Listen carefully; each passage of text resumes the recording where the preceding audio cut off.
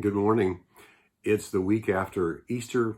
We have spent this time of Lent coming up into Easter as a time of preparation. And many of you joined me in fasting something for this Lenten period. And I want to just talk real briefly about, well, what do you do when you're done with the fasting? Because the fasting is all about sort of giving up something in order to focus on the Lord and to prepare our hearts for Him. And I think if you're like me at all, as you're fasting on something, you kind of realize either how much of a hold this thing had on you, or how easily it was to actually live without it. So, example here.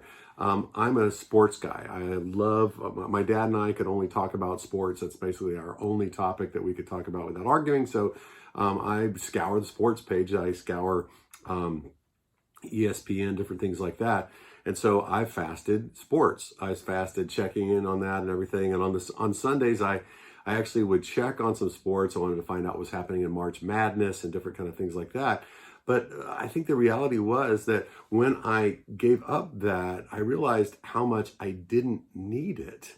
And I want to challenge you on this, that I'm actually not going to go back to checking ESPN on the hour during the week, because I don't need that. And one of the things that I think we find out when we fast on something that kind of was a costly thing for us is that we realize, actually, I didn't need that thing as much as I thought that I needed to, and I don't go to that as easily or quickly. And I want to encourage you that there's a whole bunch of things that you could fast on that you could do without, or you could do with a lot less, and that you can actually come to a new normal, in that instead of kind of just going back to what you had before you went on the Lenten fast, that, let's just say you fasted from sugar, and you realized, it was hard initially, because it's like, gosh, I can only have sugar on Sundays, during this whole time. But then you realize, wait a minute, I think my body's a little too dependent on sugar.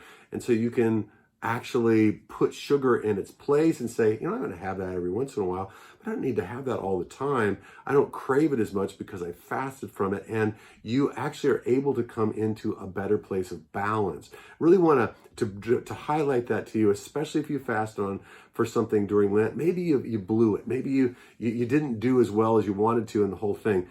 But there's value in that, because it causes us to be able to put things in their appropriate place in our life. And I want to challenge that today and say, it's okay for you to have less of whatever that thing was in your life, in order to find better balance and to be able to put Jesus first. So let's think about that for today. Thanks so much for joining me.